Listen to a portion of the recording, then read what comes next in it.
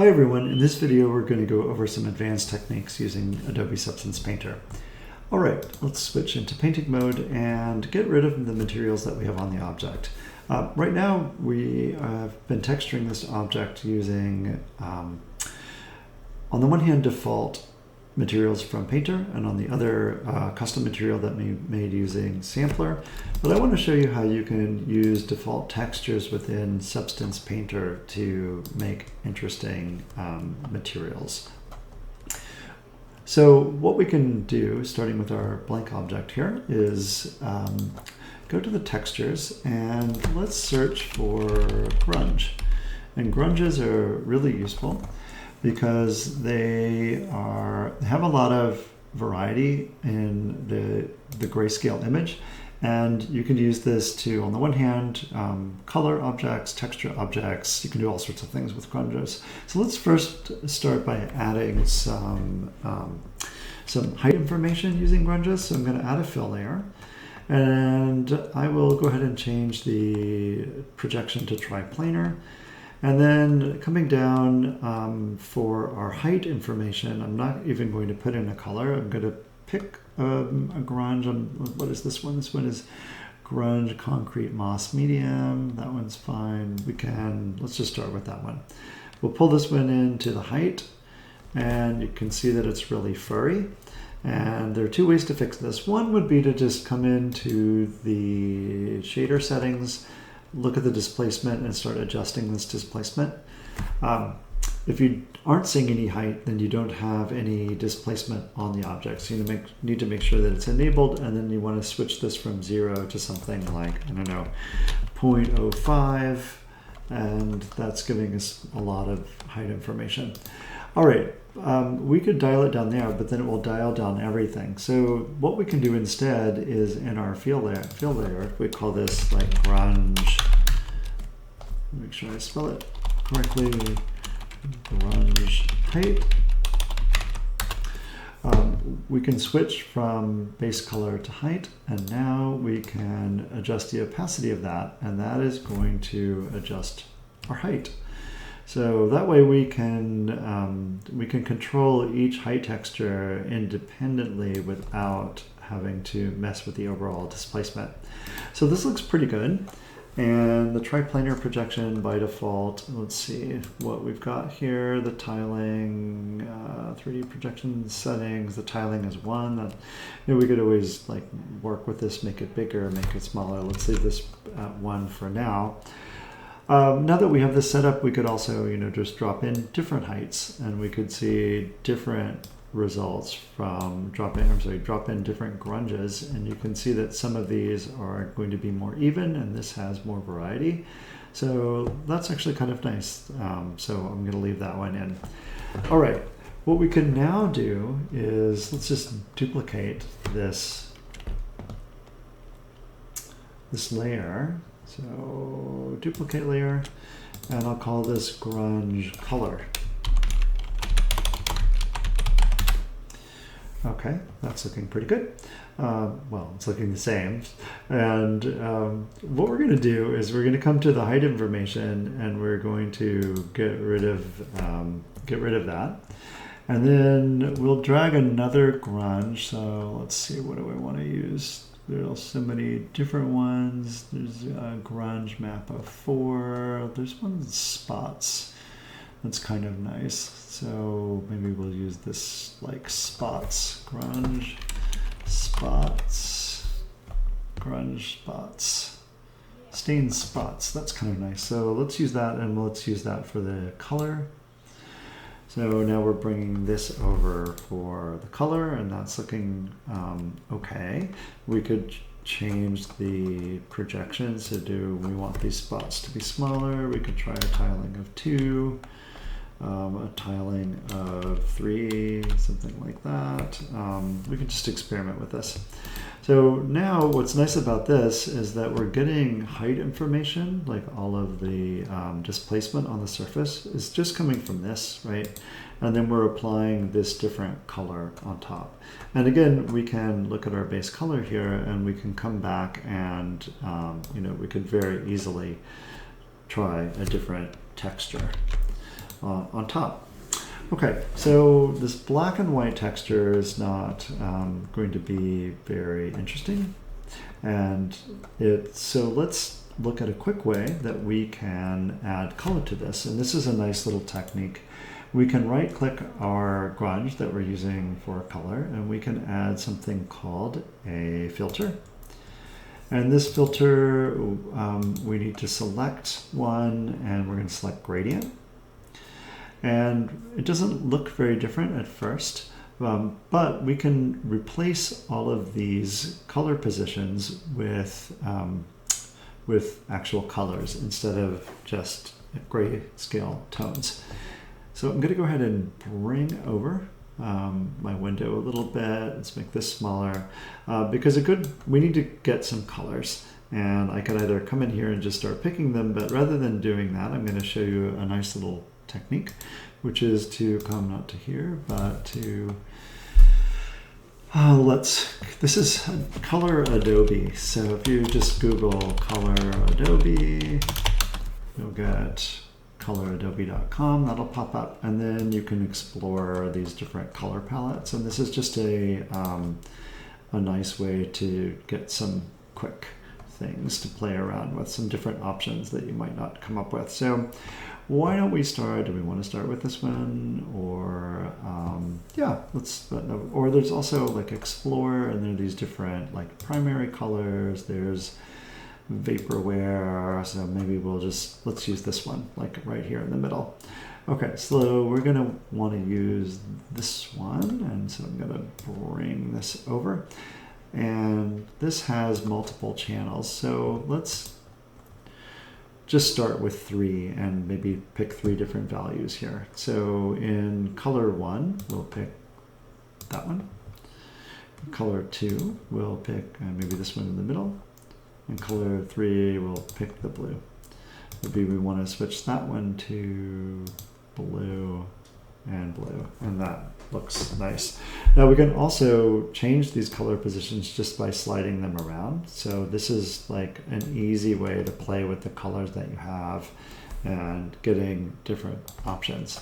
I think that the one that I wanted is very pink and blue. Is there another one? There was another one here that was kind of cool. Maybe that one's better. So, okay, yeah, let's do this one.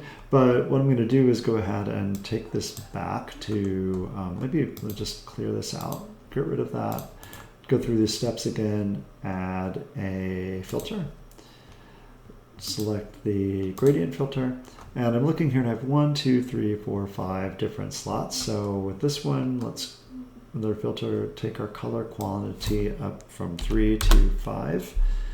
And our color positions, what you'll see when it adds these color positions here, they're all the way at one end. So what we have to do, maybe to kind of make this a little bit more legible, is start sliding these things that we're kind of stepping from one to the other. So now we have this diagonal here with the color positions, and that'll make it easier to see what happens when I click that one, and then click this one, and then click that one, and then this one, and then the last one was this one.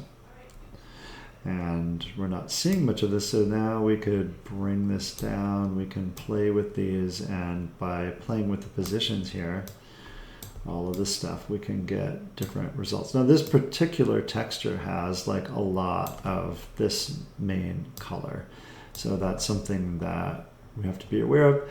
But what's cool about this is that we can just come back here, and different textures will have different amounts. And so with this, we could then decide maybe, oh, how are we going to change that? We need to come back up to the grunge color, come back to where the base color is set to this texture, and then we could pull in these different ones really, really easily. Well, that was the same one. Something like that. That's kind of nice, these little speckles. I like that. That's groovy. Okay, so let's say that we're going to start with that. It's a lot of pink, but nevertheless, let's do that. Let's try maybe this one. It's kind of the same. Let's get rid of the spotty ones and just search for all the grunges. And I just want to make sure that this is going to give me a good rendering at the end. I don't like that. I don't really like that, but there are all sorts of things that you can play with. I kind of do like this speckly one, so let's just live with that. Pink, and maybe what we can do now is show you the next thing that I wanted to show, which is that we can paint not only with just, let's say,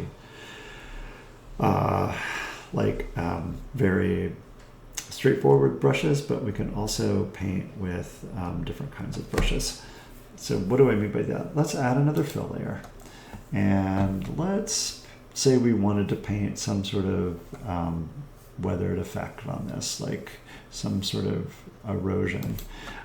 First, let's maybe put a color here. So it's not going to stay, and I want to get out of like these textures and look at everything. So let's see if we look for like rust, and there's this metal rust. So I'm just going to go ahead and apply this.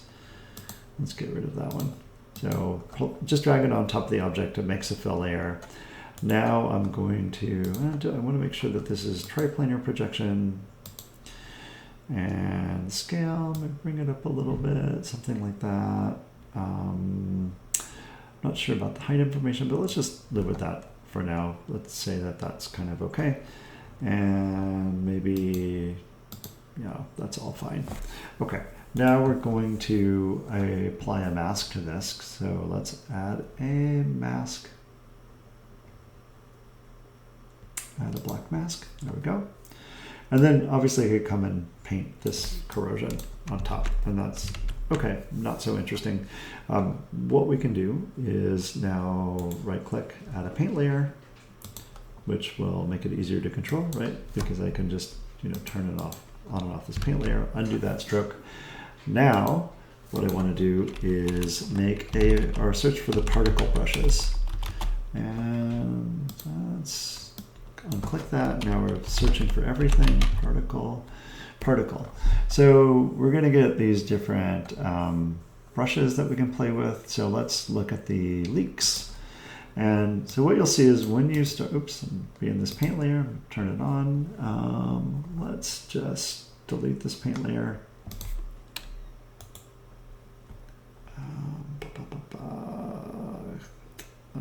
We'll just add another one here.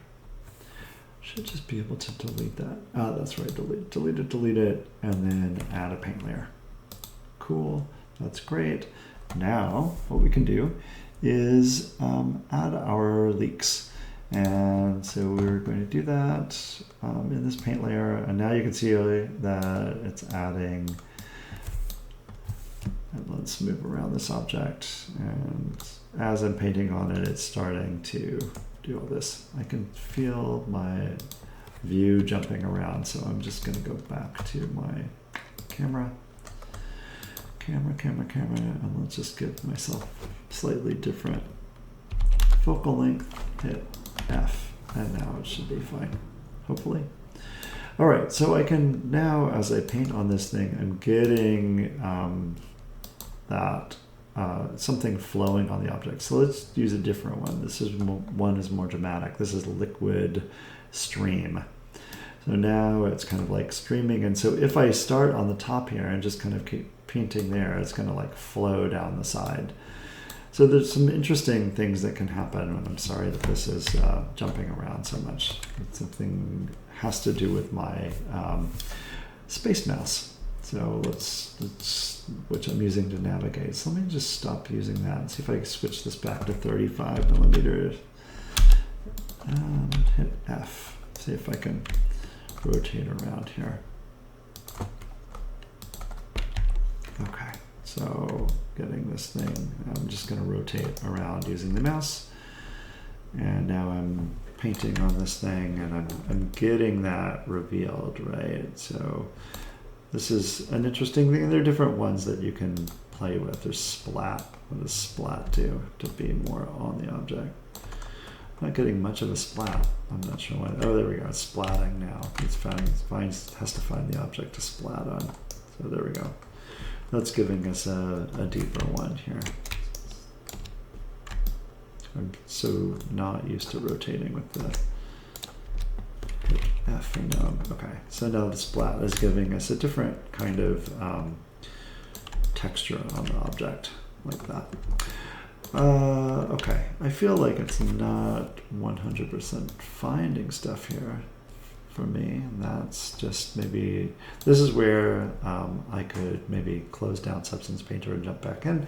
But nevertheless, I think this is looking like good enough to give you the sense of how these particle brushes work, right? Let me go Terrain, let me go to Leaks Heavy. There we go. That seems to be finding the surface. I don't know why this is not finding the surface. So zoom in, it's finding it more. So we can keep kind of adding that weathering information, and it's like things have come on top and are now running down along the side. All right, we can change the flow. Like if we want the flow to be more intense, we could raise that up, all of that stuff. I'm gonna undo that one, but what I also want to show you is that we're here working in the mask, right? We have a paint layer in the mask. And then we can come back to the material here. We could use a different material, or most materials will have some settings that you can play with. And so instead of, let's say, a reddish rust color, let's make it something like this purpley color like that. Something that's maybe more in line with our object, more vivid, and so that starts to look pretty interesting. And this is where I might stop this video, because what we've covered are, on the one hand, the way that we can just use grunges to add height. We can use grunges to add grayscale information, which we can then use the filter and a gradient filter to add color information to that grayscale. And then we can use many different kinds of paint. We can paint effects, we can use these particle brushes. And then if we just look in the brushes, there are many different kinds of brushes that we could play with. And we can do that here by adding a material, like in this case, the rust material, and then adding a mask to that, adding a paint layer, and then we can use different brushes too. We can kind of mix these things in, and there are all sorts of things that you can experiment with, and you'll find some really interesting things to add texture to your models. So what I'm going to do now is just hop back over to iRay and see how that's looking. Looking kind of cool. So what I want to do now is just change my environment from studio to something that's maybe outside. So we get a more dramatic shadow. I want to change my camera to more flat view. So instead of more perspectival, I want it to be more like a parallel view. So I'll make that higher, hit F to zoom out. And now try to find, oops, hit F again. Try to find a nice view. It's not really focusing on my object in a way that I want. It's freaking out a little bit, but I think that that looks pretty interesting. So let's try to raise it up just a little bit like that and kind of look at different angles. And let's say something like that for this study would be fine. Right? Pretty cool. So let's just leave it like that. And yeah, so I'll leave it like that for here, for this tutorial. We'll leave it here for this tutorial, and then there are probably some other things we should cover. I think we need to cover generators, and so I'll do that in another tutorial. So thanks for watching.